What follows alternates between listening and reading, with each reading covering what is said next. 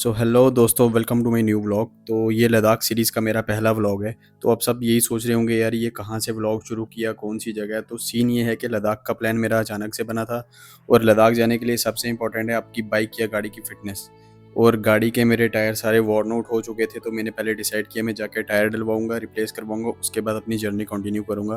तो मैं already late था, तो मैंने सोचा चलो यहीं से व्लॉग शुरू कर देते हैं। तो मैं इस टाइम गुम्मट में हूँ और गाड़ी के मैं टायर रिप्लेस करवा रहा हूँ। इसके बाद अपनी लद्दाख की जर्नी कंटिन्यू करेंगे। आई होप आपको वीडियोस अच्छी लगेंगी। तो चलिए शुरू करते हैं। तो अभी राइट नाउ पहले डिसाइडेड था कि वर्टस ले जानी है, अब डिसाइड हुआ कि एक्सयूवी ले जानी है। और एक्सयूवी के जो टायर थे वो ख़राब हो चुके थे। अभी मैं टायर डलवा रहा हूँ। 11 हमें यहीं बच गए। तो अभी देखते हैं आज कहाँ पे स्टे करने, श्रीनगर या सोनमर्ग। वैसे ही जहाँ भी स्टे करेंगे आपको अपडेट देता रहूँगा। सो फाइनली टायर डलवाने के बाद हम निकल चुके थे अपनी लद्दाख 2025 जर्नी के लिए। 12:30 हमें जम्मू में बच गए थे। तो हमने पहले ये डिसाइड किया था कि हम श्रीनगर स्टे करेंगे। बट उससे क्या हो रहा था, श्रीनगर स्टे करने से एक दिन ट्रिप का हमें एक्स्ट्रा देना पड़ रहा था लद्दाख सीरीज़ को। फिर हमने डिसाइड किया कि हम डायरेक्ट कारगिल स्टे करेंगे। वहाँ पे अपने फ्रेंड का होटल था, तो उसे पहले ही फ़ोन कर दिया था हमने। उसने हमारे लिए 2 रूम्स बुक भी कर दिए थे। तो जर्नी हमने कंटिन्यू की। फिर अपनी ये डिसाइड हुआ था कि जो लंच होगा वो हम पीड़ा में करेंगे। अब लद्दाख का प्लान ऐसा बना कि भाई पहले मेरा प्लान था कुछ अपने कलीग्स के साथ, जो किसी वजह से उनको कुछ इंपॉर्टेंट काम पड़ गया ऑफिस में, उस वजह से वो जा नहीं पाए। फिर लद्दाख के लिए मैंने सोचा कि मैं अब अकेला करूँगा लद्दाख 2025। फिर उसके बाद वेदर एडवाइजरी आ गई, तो मेरे को लगा कि भाई अकेला करना रिस्की हो सकता है। देन मैंने एक दिन पहले अपने फ्रेंड को मैसेज किया, कॉल भी नहीं किया, जस्ट एज ही कैजुअली पूछा कि भाई मैं लद्दाख जा रहा हूँ अकेले, तूने चलना तो भाई बता दे। तो उसने उसी वक्त प्लान कर लिया कि भाई हाँ चलो चलते हैं। उसके साथ उसकी बहन भी रेडी हो गई। फिर हम तीनों निकल पड़े अपनी लद्दाख जर्नी के लिए। और काफ़ी एक्साइटमेंट था, बट डर ये था कि भाई लैंडस्लाइड ना हो जाए, मौसम काफ़ी ख़राब चल रहा था। तो निकल गया भगवान का नाम लेके। अब कहीं ना कहीं तो हम पहुंच ही जाएंगे, देखते हैं।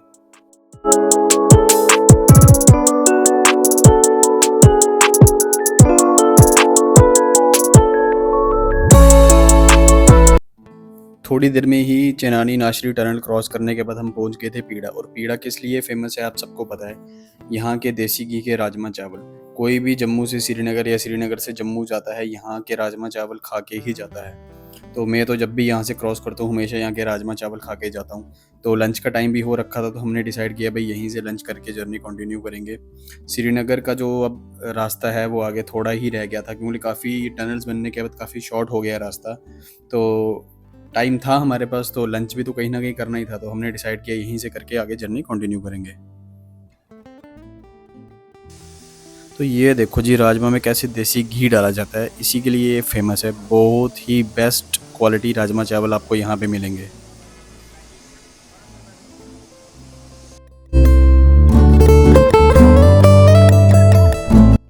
दोस्तों, पीड़ा में राजमा चावल खाने के बाद, लंच करने के बाद हम कश्मीर वैली एंटर कर चुके थे। और उस टाइम हो रहा था लगभग 4 के करीब। फिर हमने डिसाइड किया कि छोटा सा एक ब्रेक लेंगे, डल लेक में थोड़े फ़ोटोज़ वगैरह क्लिक करके अपनी जर्नी आगे कंटिन्यू करेंगे। फाइनली दोस्तों हम श्रीनगर पहुंच गए। 5 बजे हम श्रीनगर पहुंचे, काफ़ी लेट हो गए थे। यहाँ थोड़ी देर रुकेंगे, उसके बाद आगे जर्नी कंटिन्यू करेंगे सोनमर्ग तक। देखेंगे अगर वहाँ से जो चेक पोस्ट है वहाँ से अगर हमें आगे जाने दिए तो आज का स्टे कारगिल में होगा। आपको डल लेक का व्यू दिखाता हूँ, यहाँ से बहुत ही सुंदर व्यू है। ये देखो, बहुत ही सुंदर व्यू है यहाँ से।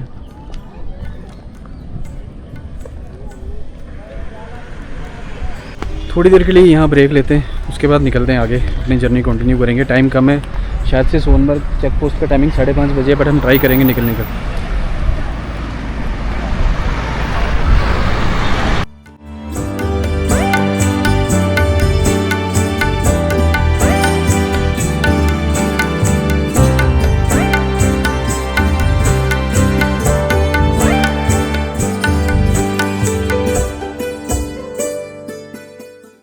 सो दोस्तों, लद्दाख ट्रिप के जो व्लॉग्स हैं ना, जो मैंने इस बार व्लॉग्स बनाए, वो इतने डिटेल नहीं बना पाया हूँ, क्योंकि लद्दाख क्या है कि बहुत ही वास्ट है। इसमें क्या है कि अगर आपको एक जगह जाना है, एक स्पॉट पे देखने जाना है, सपोज़ आपको पेंगोंग जाना है, तो आपको एक पूरा दिन चाहिए वहाँ पे। मतलब बहुत लद्दाख ले सिटी से हर चीज़ काफ़ी दूरी पर है। मतलब आपको अगर किसी नुब्रा वैली में जाना है या पेंगोंग में जाना है, तो आपको एक पूरा दिन चाहिए। अब दिक्कत ये थी कि मेरे को फ़ोन पे भी कैप्चर करना था और एक्शन कैमरा पे भी कैप्चर करना था। तो दोनों चीज़ें कॉन्टिन्यूसली मैंने जितना हो सका था साइमल्टेनियसली दोनों में कैप्चर किया है। बट अगर आपको डिटेल्ड व्लॉग्स बनाने, आप लद्दाख सिर्फ व्लॉग्स के पर्पज़ से जा रहे हो तो आपको 2 दिन या 3 दिन एक्स्ट्रा चाहिए। तो इतनी सारी जगह है ना लद्दाख में, अगर आप घूमने के पर्पज़ से गए हो तो आप सारी डिटेल कैप्चर नहीं कर पाओगे, क्योंकि इतने अच्छे व्यूज़ थे तो मन ही नहीं कर रहा था कि भाई वहाँ पे व्लॉगिंग कर पाऊँ। तो ये जो लद्दाख के व्लॉग्स हैं ये काफ़ी छोटे व्लॉग्स हैं, मतलब पूरी डिटेल नहीं मैं कैप्चर कर पाया हूँ, बट कोशिश यही की है कि मैं सब कुछ दिखा पाऊँ। तो इसीलिए ये जो फर्स्ट व्लॉग था ये भी मैंने मतलब काफ़ी अनसर्टन था कि मैं बनाऊँ या नहीं बनाऊँ, लेकिन मैंने सोचा चलो साथ-साथ व्लॉगिंग कर ही लेते हैं। तो अभी हम श्रीनगर से निकल चुके थे, अब हम पहुंच गए हैं सोनमर्ग टनल। तो ये 2025 में इनॉग्रेशन हुई है इस टनल की, पहले ये टनल नहीं थी। तो ये मतलब जो पहले रास्ता था वो नदी के साथ साथ था, बट ये अब टनल बन गई है। टनल बहुत अच्छी थी, ट्रैफिक भी नहीं था टनल में। हाँ मतलब थोड़ा सा पोल्यूशन था as compared to other tunnels, but बहुत ही मतलब ज़बरदस्त टनल बनी है ये। इससे क्या हुआ था, मैं कम से कम हमारा आधा घंटा बच गया था।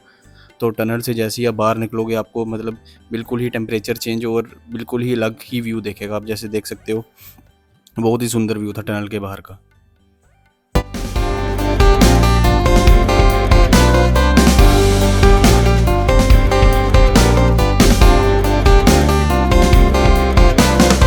सो टनल क्रॉस करते ही 10 मिनट बाद हम पहुंच गए थे सोनमर्ग। तो ये जो आप लोकेशन देख रहे हैं ना, ये वही लोकेशन है जहाँ ज़्यादा टूरिस्ट स्टे करते हैं। लेफ़्ट साइड पे आपको नदी बहती दिखेगी और राइट साइड पे आपको पूरी ग्रीन वैली का व्यू दिखेगा।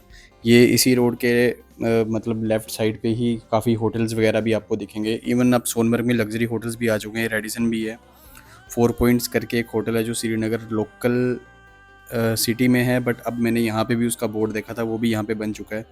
और यहाँ पे ऊपर एक ग्लेशियर है जहाँ पे आप पैदल भी जा सकते हो और आप घोड़ा लेके भी जा सकते हो।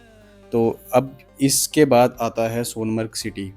सिटी के लिए डाइवर्जन बना दिया गया है, आपको सिटी में जाने की ज़रूरत नहीं है। इससे पहले ही एक लेफ़्ट डाइवर्जन है जहाँ पे ब्रिज बन चुका है, तो वहाँ से आपका सिटी का जो ट्रैफिक होगा वो आप बाईपास कर सकते हैं।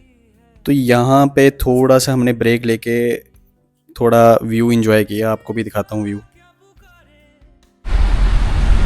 और यहाँ से व्यू देखो, वहाँ से श्रीनगर से आते हुए हमने वहाँ से लेफ़्ट लेना था, पर थोड़ा राइट आगे वापस जाएंगे।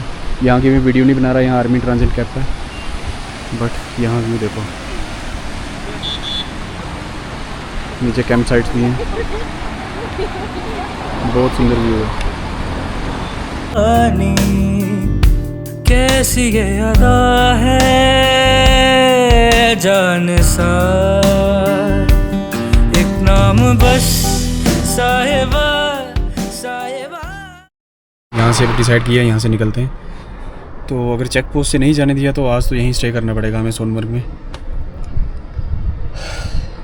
अभी 100 किलोमीटर और दिखा रहा है कारगिल, बट बुकिंग वगैरह हमारी हो गई है कारगिल में। तो अगर होपफुली यहाँ से शायद जाने दें, अभी तो बंद नहीं है रास्ता, यात्रा की वजह से शायद बंद था, अभी बंद नहीं है।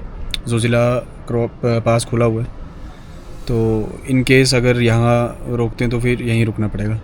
बट यहाँ से व्यू बहुत अच्छा आ रहा है, अगर यहाँ पे भी रुकना पड़े तो कोई मतलब अफसोस नहीं होगा, बहुत सही है।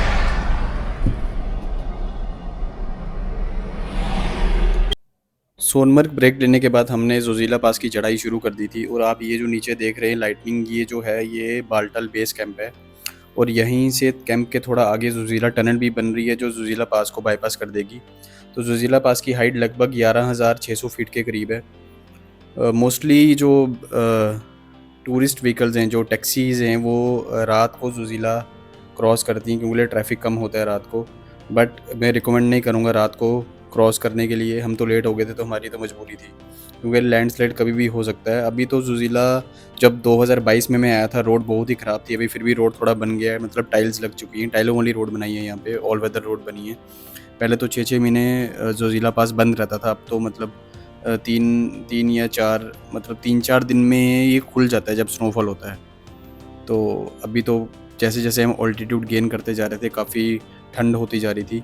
और आप ये देख सकते हैं कितना रिस्की रोड है यहाँ पे, बट यहाँ से जो सनसेट का व्यू आ रहा था बहुत ही सुंदर था, बहुत ही सुंदर व्यू था। मतलब इतना हमें दोपहर को जोजिला पास अच्छा नहीं लगा जितना रात को जाते हुए लग रहा था, क्योंकि व्यू बहुत सुंदर था। अब कैमरे में कितना कैप्चर हो रहा है, कितना जस्टिफाई हो रहा है मुझे पता नहीं है, बट बहुत ही सुंदर व्यू था। और ऊपर जाके एक पॉइंट आता है ज़ुजीला पॉइंट, जो कि हाईएस्ट पॉइंट है। वहाँ पे लास्ट टाइम छोटे मोटे टी स्टॉल्स थे, अब होंगे या नहीं पता नहीं मुझे। तो अभी चलते हैं ऊपर, देखते हैं क्या कुछ है क्या नहीं। So finally we are at Zojila top. Zojila pass का ये हाईएस्ट पॉइंट है और यहाँ पे देखो बादल आना भी शुरू हो गए और अभी टाइम बज रहा है 8 बज गए, हम लेट हो गए। और ये नीचे आपको जो छोटी मोटी लाइट्स दिख रही हैं, ये बालटाल बेस कैंप है जहाँ से श्री अमरनाथ जी की यात्रा जाती है। और यहीं पे ज़ुजीला टनल का काम भी लगा हुआ है। और ये पूरा ऑल द वे फ्रॉम वहाँ से हम घूम के आए और अभी देखो ऊपर बादल आना भी शुरू हो गए। यहाँ ज़्यादा देर रुकना रिस्की है, क्योंकि कभी भी बारिश आ सकती है और लैंडस्लाइड बहुत होता है। और this is the first time मतलब रात को ज़ुजीला हम क्रॉस कर रहे हैं, क्योंकि नीचे चेक पॉइंट सिर्फ यात्रा तक होता है, वो रुकते नहीं है इसके बाद। और ये इंडिया का one of the most dangerous pass है।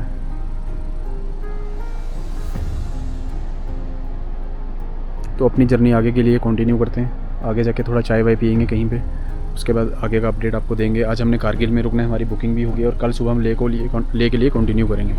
सो ये है जम्मू डोगरा ढाबा, यहाँ पे एक चेक पॉइंट के पास। यहाँ पे चेक पॉइंट पे आपकी एंट्री होगी, गाड़ी नंबर वगैरह और कितने पैसेंजर्स हैं, आपका फ़ोन नंबर वगैरह यहाँ पे नोट होगा। उसके बाद ही आपको आगे जाने दिया जाएगा। यहाँ से कारगिल डिस्ट्रिक्ट शुरू हो जाता है, वहाँ से उस साइड कश्मीर है, इस साइड कारगिल है, लेह लद्दाख शुरू हो जाता है। और गाड़ी में पेट्रोल भी कम है, 12 किलोमीटर आगे पेट्रोल पंप पे पेट्रोल भी डलवाना पड़ेगा। हमने पेट्रोल कैरी नहीं किया साथ, गलती कर दी। अभी यहाँ पे चाय या मैगी खा के आगे निकलेंगे, जर्नी कंटिन्यू करेंगे। 1 घंटा हमें और लगेगा कारगिल पहुँचते हुए। उसके बाद आपको अपना रिजॉर्ट का व्यू दिखाएंगे। तो अभी चलते हैं, मैगी खाते हैं। पहाड़ों पे आए मैगी नहीं खाई तो क्या फ़ायदा।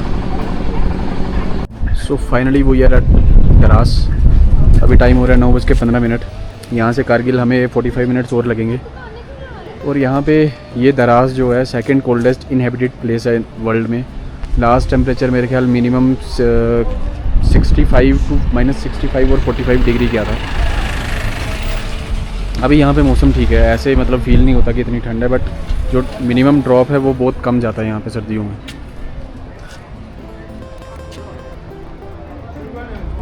ये जस्ट द्रास मेन टाउन में ही बोर्ड लगा हुआ है। Finally we are here at Ashina resort. Ashina resort है ना नाम। यहाँ से अभी कैमरे में व्यू तो नहीं आ रहा, आपको फ़ोन पे व्यू दिखाता हूँ। जो सामने का व्यू है,